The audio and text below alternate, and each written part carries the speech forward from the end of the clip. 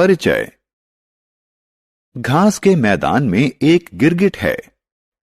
क्या आप देख सकते हैं? हां, यह घास के नीचे है। यह परभक्षियों से बचने के लिए अपने परिवेश के अनुकूल अपना रंग बदल लेता है। इनके अस्तित्व के लिए जरूरी है कि ये अपने को अपने परिवेश के अनुकूल बनाएं। यह अनुकूलन जंतुओं और पौधों को उनके विशिष्ट आवास में जीवित रहने और विकसित होने में सहायक होता है। इस पाठ में हम जानेंगे कि विभिन्न जंतु और पौधे किस प्रकार अपने आवास के अनुसार अनुकूलन करते हैं।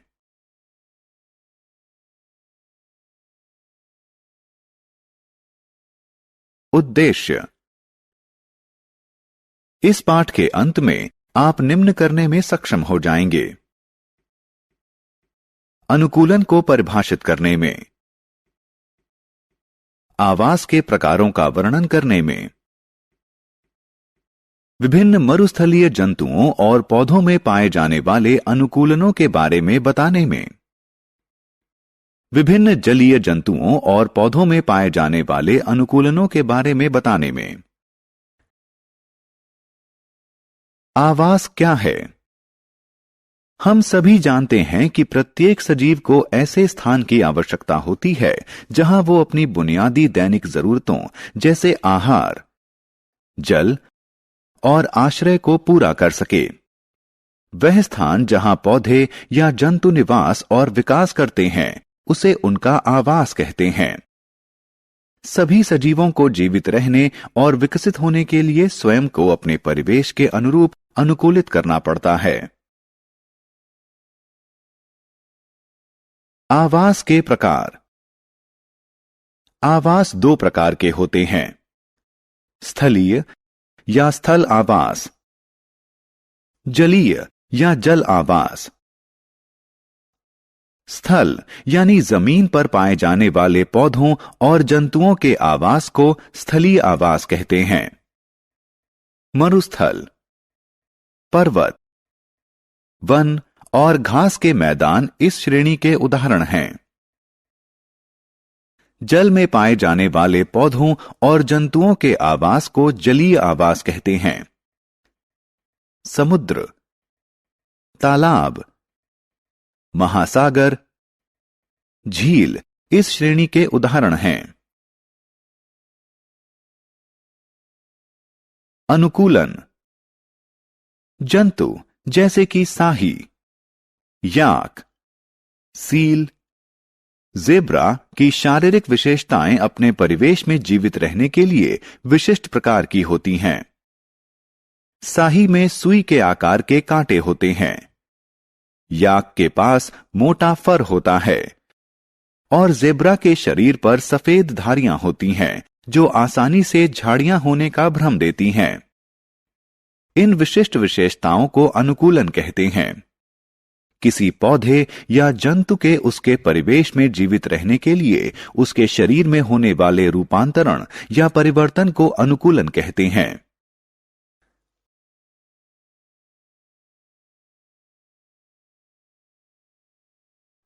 मरुस्थल का अन्वेषण।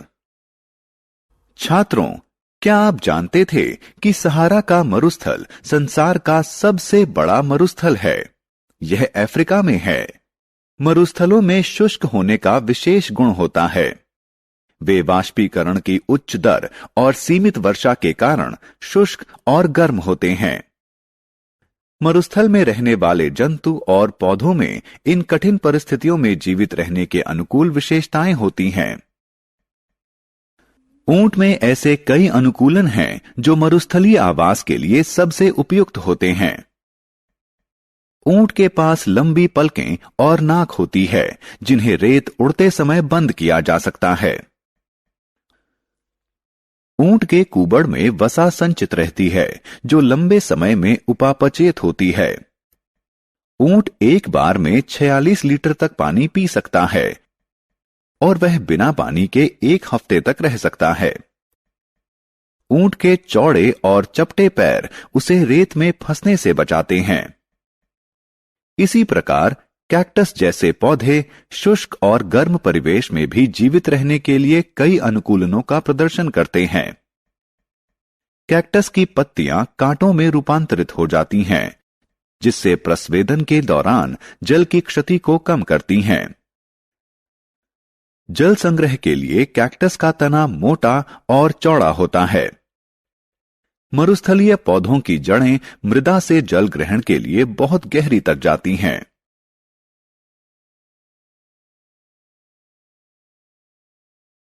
पर्वतों की खोज। छात्रों, क्या आपने कभी सोचा था कि पर्वतीय क्षेत्रों के वृक्ष घास के मैदानों या वनों के वृक्षों से भिन्न क्यों होते हैं? पहाड़ी क्षेत्र के पौधों में कठिन जलवायु जैसे शीत, गर्म या तेज पवन के अनुरूप विशेष अनुकूलन होता है।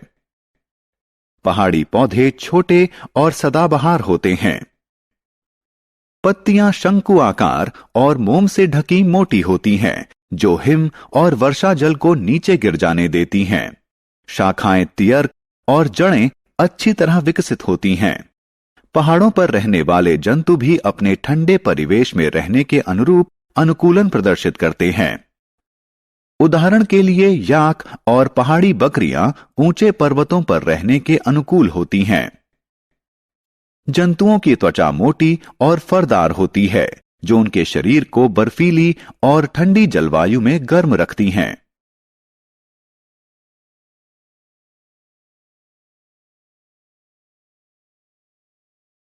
जलीय जीवों का अन्वेषण। जलीय जीवों में विशेष गुण और अनुकूलन होते हैं, जो उन्हें जलीय आवासों में रहने और जीने में सहायता करते हैं। जलीय जीवों का शरीर धारीय होता है, जो उन्हें जल में तैरने में सहायता करता है।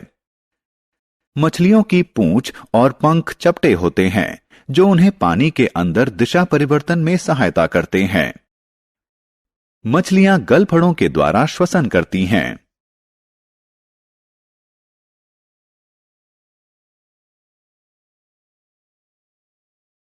जलीय पादपों का अन्वेषण। छात्रों, आपने शायद तालाबों और झीलों में कमल को तैरते हुए देखा होगा। ये पौधे जल में जीवित रहने के लिए विभिन्न अनुकूलन प्रदर्शित करते हैं। कमल का तना लंबा और खोखला होता है, जो पौधे को तालाब की तली से जोड़ता है। जड़ें छोटी होती हैं। पत्तियां चौड़ी और थाली के आकार की होती हैं, जो पौधे को जल की सतह पर तैरने में सहायता करती हैं। कुछ जलीय पौधे जैसे हाइड्रिला आंशिक रूप से जल में डूबे रहते हैं।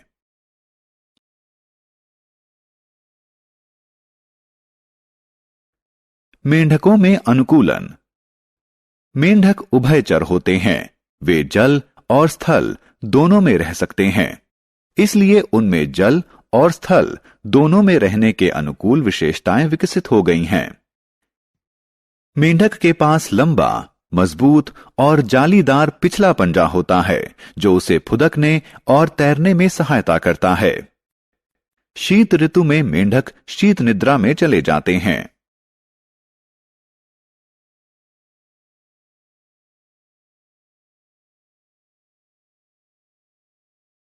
सारांश। आइए हमने जो कुछ सीखा है उसे संक्षेप में दोहराएं। किसी पौधे या जंतु के उसके परिवेश में जीवित रहने के लिए उसके शरीर में होने वाले रूपांतरण या परिवर्तन को अनुकूलन कहते हैं। वह स्थान जहां पौधे या जंतु निवास और विकास करते हैं, उसे उनका आवास कहते हैं। आवास मुख्यतः दो प्रकार के होते हैं, स्थलीय आवास एवं जलीय आवास। ऊंट के पास लंबी पलकें और नाक वसा संचित करने के लिए कुबड़, रेत में चलने के लिए चौड़े और चपटे पैर होते हैं।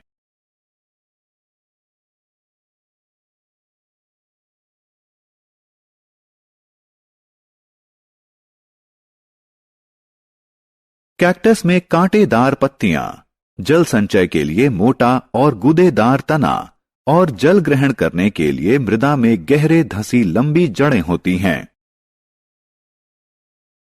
पहाड़ी पौधे छोटे और सदाबहार होते हैं। उनकी पत्तियां शंकु आकार और मोम से ढकी मोटी होती हैं। शाखाएं तियर्क और जड़ें अच्छी तरह विकसित होती हैं। पहाड़ों पर पाए जाने वाले जंतुओं के पास मोटी त्वचा और फर होता है।